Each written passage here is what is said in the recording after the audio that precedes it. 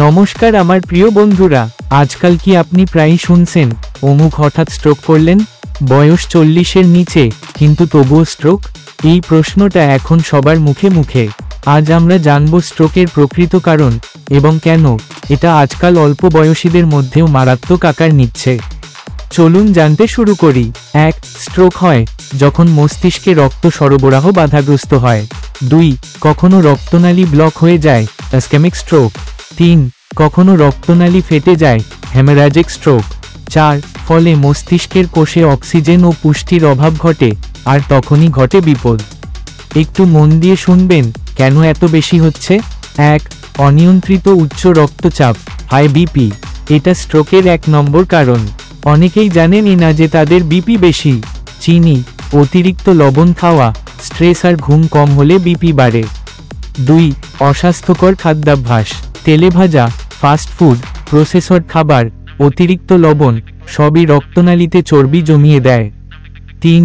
ধূমপান ও অ্যালকোহল রক্তনালী সংকুচিত করে, রক্তচাপ বাড়ায় এবং ব্রেনের রক্ত প্রবাহে বাধা দেয়।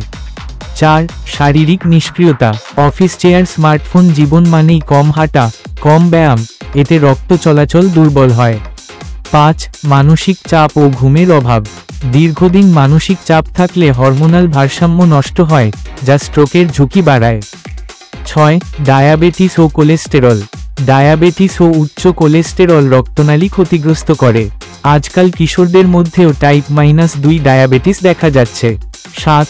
বংশগত কারণ ও অজ্ঞতা, পরিবারে কেউ স্ট্রোকে আক্রান্ত হলে নিজের ঝুঁকি বেশি, কিন্তু আমরা অনেক সময় সচেতন নই বা চিকিৎসায় দেরি করি। 3. কেন কম বয়সীদের মধ্যে বেশি হচ্ছে? আধুনিক জীবনযাপনই মূল কারণ। অল্প বয়সেই হাই বিপি, ডায়াবেটিস হচ্ছে। স্মার্টফোনে রাতজাগা, মাদকাসক্তি, নেশা, এসব শরীর ধ্বংস করছে। একসময় যাদের 60 থেকে 70 বছর বয়সে স্ট্রোক হতো, এখন তাদের বয়স 30 থেকে 40 বছর। জানলে অবাক হবেন, বিপজ্জনক পরিসংখ্যান হলো, বিশ্ব স্বাস্থ্য সংস্থার মতে 2030 সালের মধ্যে স্ট্রোক বিশ্বের অন্যতম প্রধান মৃত্যুর কারণ হতে চলেছে। 4. করণীয় কি করবেন? নিজের শরীর সম্পর্কে সচেতন হন। বছরে একবার বিপি, কোলেস্টেরল, সুগার চেক করুন। ওজন নিয়ন্ত্রণে রাখুন। ভালো খাদ্যাভ্যাস গড়ে তুলুন। তাজা সবজি, ফল, ফাইবারযুক্ত খাবার, ফাস্ট ফুড, অতিরিক্ত লবণ এড়িয়ে চলুন। নিয়মিত ব্যায়াম করুন। দিনে অন্তত 30 মিনিট হাঁটা। স্ট্রেস কমান, ঘুম বাড়ান।